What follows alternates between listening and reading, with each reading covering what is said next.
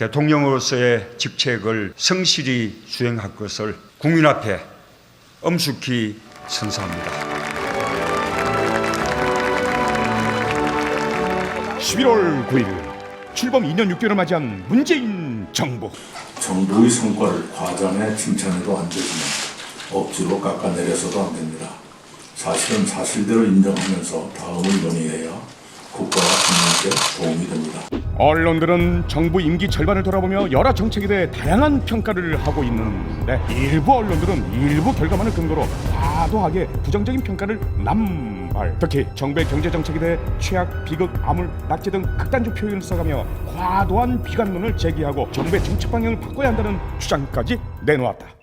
과연 팩트일까? 팩트 완전 정보. 문재인 정부 2년 반 성과편. 문재인 정부의 주요 정책 성과를 더도 말고 덜도 말고 있는 그대로 팩트만 알아보는 특별편. 문재인 정부 2년 반 만에 이런 일이?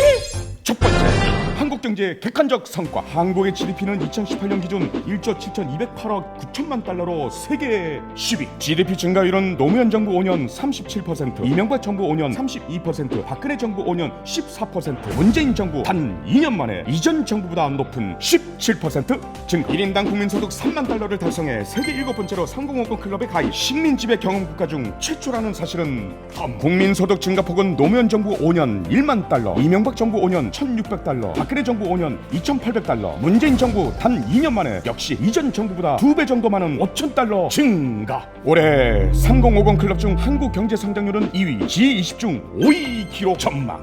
작년 말과 비교한 IMF의 올해 성장률 전망치 하향폭도 홍콩, 싱가포르, 독일, 인도 등은 대폭 하향 조정됐지만 한국은 세계 경제 평균 하향폭인 0.7%포인트보다 낮은 0.6%포인트로 조정. 국내외 주요 기관들은 내년 한국 경제 성장률이 올해 2.0%에서 2.2%로 개선될 것으로 전망하고 있는 것이 팩트.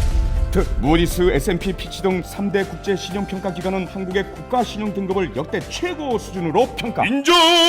국가 부도 위험을 나타내는 CDS 프리미엄은 2009년 글로벌 금융위기 이후 최저 수준 기록. 지난 6월에는 사상 최저 금리로 15억 달러 규모의 외평채 발행에 성공. 외환 보유액은 2011년 말 3,064억 달러, 2015년 말 3,680억 달러, 2019년 10월 4,063억 달러로 사상 최대. 외환 보유액 규모는 세계 9위로 양원 상태. 단기 외채 비율은 34.7%로 중국 36.6%, 인도네시아 43.3%, 아르헨티나 101.5%, 터키 123.1%보다 역시 양원 상태. 재정 건전성은 OECD 34개국 중 4위, GDP 규모 상위 12개국 중 2위로 세계 최고 수준. 한국의 GDP 대비 일반 정부 부채 비율은 40.1%로 OECD 국가들 가운데 4위로 낮은 상태. 한국의 GDP 대비 국가 채무 비율은 2016년 36%에서 2018년 35.9%로 하락. 영국의 파이낸셜 타임스는 한국의 확장적 재정 정책을 다른 국가들에 대한 모범 사례로 평가. IMF 총재는 한국과 독일 등을 재정 여력이 충분해 재정 확대로 경기 대응을 할 수 있는 국가로 지목. 세계 경제 포럼 국가 경쟁력 평가에서 한국의 순위는 지난 2년간 연속 2단계 상승, 전 세계 13위를 기록했는데 특히 거시 경제 안전성 2년 연속 1위 기록.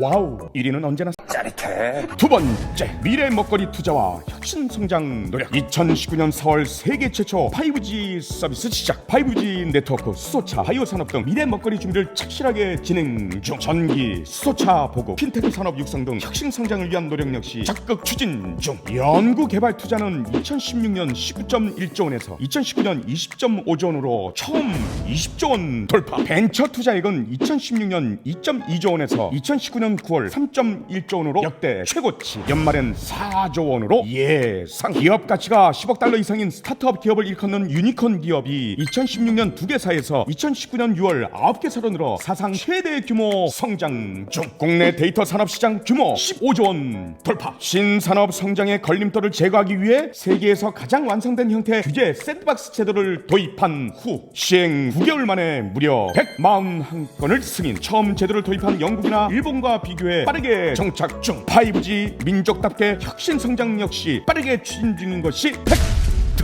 세 번째, 글로벌 교육 둔화 극복과 수출 회복 정책. 올해는 중미 무역 갈등, 일본 수출 규제 등으로 한국 경제를 흔드는 외부 요인이 많았던 것이 사실. 정부는 수출 회복을 위해 수출 활력 제고 대책과 수출 시장 구조 혁신 방안 등 여러 가지 대책을 적극 추진 중이며, 올해 안에 서비스 산업 해외 진출 확대 방안, 제3차 전시 산업 기본 계획 등 추가 대책을 마련해 수출 회복에 총력을 다할 계획이다. 새로운 시장 개척을 위한 노력도 아끼지 않았다. 영내 포괄적 경제 동반자 협정 RCEP, 아시아 태평양 지역을 하나의 자유무역지대로 통합하는 세계 최대 메가 FTA로 11월 4일 RCEP 정상회의에서 인도를 제외한 15개국은 협정문 타결을 선언하고 내년에 서명키로 합의. 전 세계 GDP의 3분의 1, 전 세계 인구의 2분의 1, 전 세계 교육의 3분의 1을 차지하는 거대 경제 블록 구축을 통해 교역 투자 활성화 및 수출 시장이 다변화되고 우리 기업들에게 큰 도움이 될 것으로 전망된다. 신북방, 신남방 정책을 지속적으로 추진하고 RCEP, 한인도네시아 세파, 한중미 FTA, 한이스라엘 FTA 등 4대 FTA 체결을 통해 대한민국의 경제 지평을 크게 넓힌 것이 팩트. 정부는 일본의 수출 규제를 계기로 수출 규제 세계 품목인 소재, 부품, 장비에 대한 국내 생산 능력을 조기에 확충하고 수입국 다변화에 나서는 등 한국 경제 자생력 상승을 위해 전력을 기울이고 있는 것도 팩트. 위기를 기회로 전환하는 정부 정책이라고.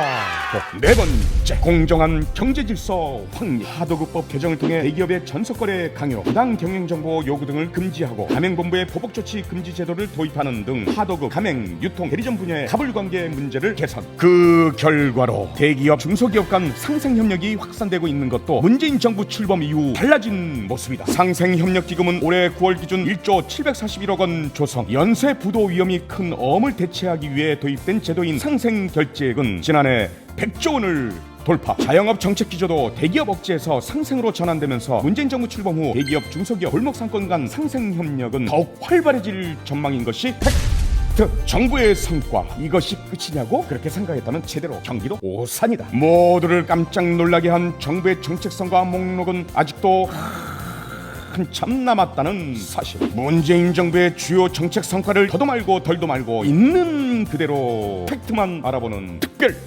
문재인 정부 2년 반 만에 이런 일이 이 편에서 계속됩니다.